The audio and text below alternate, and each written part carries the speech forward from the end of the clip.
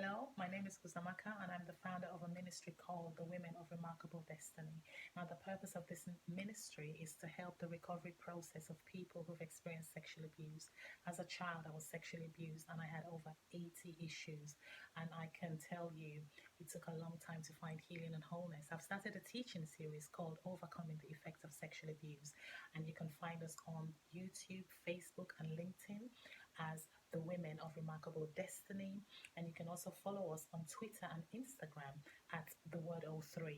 I've got teaching series about how you overcome anger, how you can go experience strength. I'm dealing with mental issues as well. So follow us on Twitter at the word O3 and Instagram and the Women of Remarkable Destiny for this great teaching series.